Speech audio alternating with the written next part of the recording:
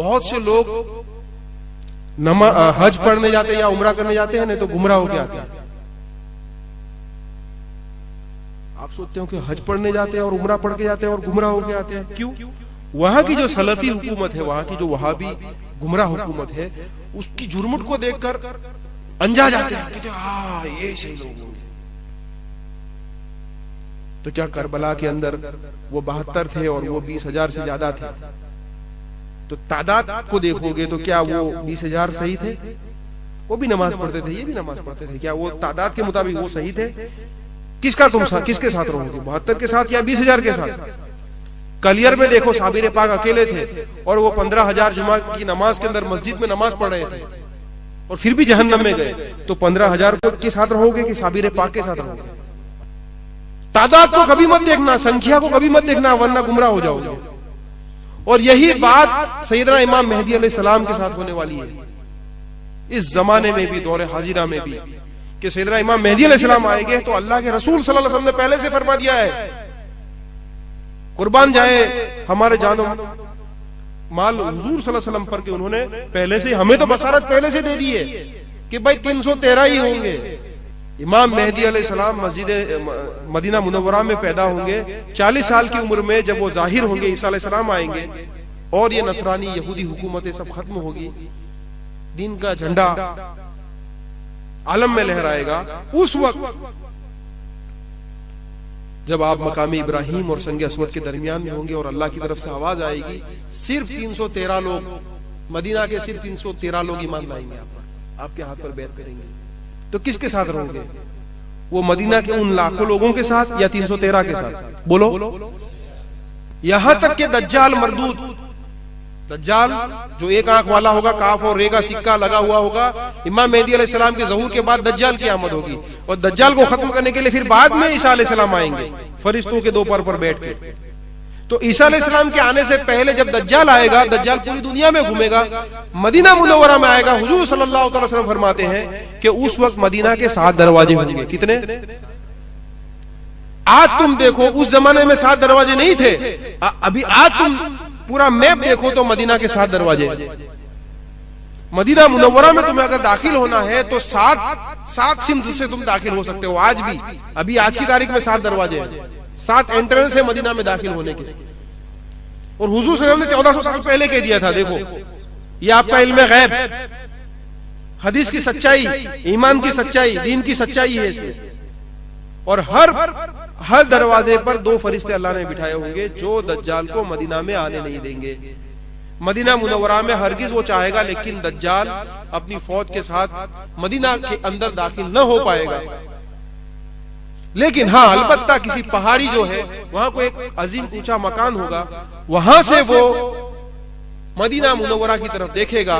हदीस शरीफ में अल मुस्तदरक जो किताब है हदीस की, उसमें लिखा हुआ है कि दज्जाल वहां से देखेगा मदीना मुनव्वरा को और अपनी फौज के लोगों को यह कहेगा कि देखो वो जो सफेद जगह दिख रही है, मदीना के बाहर से ऊंचे मकाम से वो देखेगा और कहेंगे वो जो ऊंचा मकाम सऊदी की हुकूमत वालों ने दज्जाल के लिए एडवांस में बना के रखा है। और आज भी मदीना के लोग उसे दज्जाल पैलेस कहते हैं। और इन अमरीकी और यहूदियों के इशारे पर ये वहां के ये राजाओं ने दज्जाल का मकाम भी बनवा दिया मदीना के बाहर। और इसकी जो आर्मी है, सऊदी की आर्मी, उसके ऊपर तुम सिंबल होता है ना, हर एक आर्मी का सिंबल होता है। वहां की पुलिस हो, वहां की मिलिट्री हो या वहां की गवर्नमेंट हो, हर एक का जो सिंबल है एक आंख बना दी है दज्जाल की। तुमको अगर देखना ना हो, यकीन ना है, तो मेरे पास अभी मोबाइल में है और फेसबुक पे भी मैंने उसको रखा हुआ कंप्यूटर पे। अब तुम समझ जाओ, पूरी सऊदी की हुकूमत दज्जाल की हुकूमत के ताबे हो चुकी है आज की तारीख में भी। और दज्जाल की एक आंख उनके सिंबल पर जो यहां लगा होता है ना, इनके मिलिट्री के हेडक्वार्टर पर, इनके पुलिस हेडक्वार्टर पर, सब जगह पर आंख आ गई है। जो एक आंख अमेरिका के $1 की नोट पे है, वही आंख सऊदी की सारी मिलिट्री और पुलिस डिपार्टमेंट और गवर्नमेंट डिपार्टमेंट के ऊपर सिंबल की तरह आ गई है। अब बोलो और क्या निशानी चाहिए तुमको? दज्जाल का मकाम भी बना दिया इन्होंने। और खाली एक बार चले गए सऊदी या के भाई चलो उमरा में चहला के हज में चहला के नौकरी करवा पैसा कमावा चहला तई जेने खाली टाइम वाह बहुत सारी कीरत छे इमाम में હું હારા અવાજમાં નમાજ પઢાવી યાર અલ્લાહનો બહુ મોટો ફજલ થઈ ગયો મક્કા મદીના જઈને આવી ગયો ના લાખો લોકો નમાજ પઢે છે અહીંયા તો આજ ભાચા લોકો હોવા જોઈએ जा भाई डूबा। मदीना में भी उस वक्त लोग कुफ्र और निफाक में मुब्तला हो जाएंगे। मैं नहीं कह रहा, अल्लाह के रसूल सल्लल्लाहु अलैहि वसल्लम फरमाते हैं कि जब दज्जाल आएगा जन्नत और दोजख को लेकर और मदीना के बाहर बॉर्डर के बाहर खड़ा रहेगा तो उसे देखकर मदीना में जो मुनाफिक होंगे, और ऐसे मुनाफिक यही लोग सलफी वहाबी दज्जाली शैतानी और जो उस पर ईमान ले आएंगे, वो लोग मदीना मुनव्वरा खाली कर कर दज्जाल की फौज में शामिल हो जाएंगे इस नियत के साथ कि ये हमें बचा लेगा, ये हमें बचा लेगा दज्जाल, वरना हम दज्जाल के साथ नहीं होंगे तो हम खत्म हो जाएंगे। ऐसे खौफ के साथ और उस पर ईमान और यकीन के साथ देखो वहां रहने वाले मुकीम लोग मदीना की मुकद्दस सरजमीन को छोड़कर मदीना के बाहर दज्जाल की फौज में शामिल होंगे। और ये चीज जानकारी अगर तुम्हें और तुम्हारी औलाद को ना होगी तो वो ईमान कैसे बचाएगी? ये कोई किस्सा कहानी या मेरी या मेरे घर की किताब या कोई वली या पीर की किताब का हवाला नहीं, अल्लाह के रसूल सल्लल्लाहु अलैहि वसल्लम के कलाम सुना रहा हूं मैं 1400 साल पहले के। और तुम सोचो हुजूर का इल्म गैब कि हुजूर के जमाने में मस्जिद नबवी कैसी थी? कीचड़ से बनी हुई, खजूर की जो डालियां होती हैं उससे उसका छत बनी हुई थी। क्या वो सफेद थी? आज तुम देखो जो सफेद कलर के वो गुंबज हो गए ना आजू बाजू, और तुम आज पूरा मंजर तुम दूर से भी देखो तो वो मस्जिद नबी और उसका अतराफ का इलाका जो पूरा है, सिर्फ वो बीच में ग्रीन है, बाकी का सब सफेद नजर आता है। और दूर से देखोगे तो तुम्हें सिर्फ सफेद नजर आएगा। वही बात हदीस से साबित हुई कि दज्जाल जब मदीना के बाहर आकर खड़ा रहेगा और ऊंचाई पर जाकर खड़े रहकर उसके दोस्त उसकी फौज वालों से ये कहेगा कि देखो वो मस्जिद अहमद है, वो सफेद जगह मस्जिद अहमद है, अहमद की जगह है। समझ गए बात? तो सफेद हो गई ये जगह, पहले तो नहीं थी 1400 साल पहले। रंग भी बता दिया कि उस वक्त रंग कैसा होगा, और वो रंग भी अभी आ गया है। शुक्र अदा करो कि अल्लाह तबारक व तआला ने हमें सिराते मुस्तकीम पर पैदा किया, सही अकीदे पर पैदा किया, सही ईमान पर पैदा किया। ये तो अल्लाह का बहुत बड़ा फजलो करम है।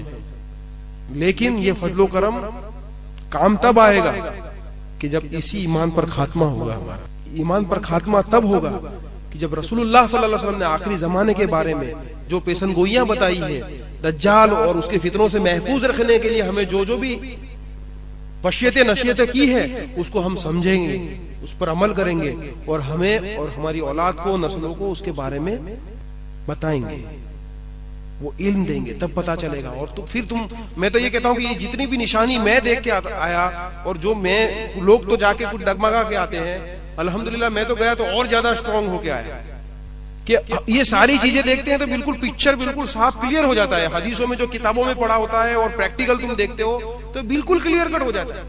और ये शैतानी लोग हैं ना, वाकई शैतानी है। इनकी बात करना भी, जो काम दुनिया के किसी कुफार मुल्क में नहीं होते ऐसे काम वहां होते। शर्म महसूस मेरे न बताने की वजह से अगर कोई गुमराह हो गया तो मैं भी उसमें जिम्मेदार। ये तुमको बता दिया कि ये बिल्कुल क्लियर कट जमाना हमें करीब नजर आता है और ये सारी शैतानियां इनकी शुरू हो चुकी है। ऐसे वक्त में बस यही इल्तिजा है कि ये मुकद्दस औलिया किराम, बुजुर्गान दीन, हमारे पीर मुर्शिद, जिन्होंने अपनी हर जिंदगी को, हर सांस को अल्लाह की इबादत में, अल्लाह के जिक्र में, उसकी रजा में, उसकी मोहब्बत में, उसकी कुर्बानी में बिता दिया और अल्लाह के बरगुज़ीदा हुए। शिरातल लज़ीना अनअमत अलैहिम, ये वो लोग हैं जिसके ऊपर अनअमत अलैहिम यानी इनामात अल्लाह के नाजिल हुए, अल्लाह के इकरामात नाजिल हुए। ए परवरदिगार आलम, तेरी रहमत से, तेरी मगफिरत से हम खताकारों की उन तमाम कोताहियों को, नाफरमानियों को माफ फरमा दे, बख्शिश फरमा दे, नजात फरमा दे, खात्मा बिल खैर फरमा दे। वमा अलैना इल्लल बलाग व आखिरु दावाना अल्हम्दुलिल्लाहि रब्बिल आलमीन। अस्सलामु अलैकुम व रहमतुल्लाह। अगर आपने अभी तक हमारा चैनल सब्सक्राइब नहीं किया तो हमारे चैनल को सब्सक्राइब कर लें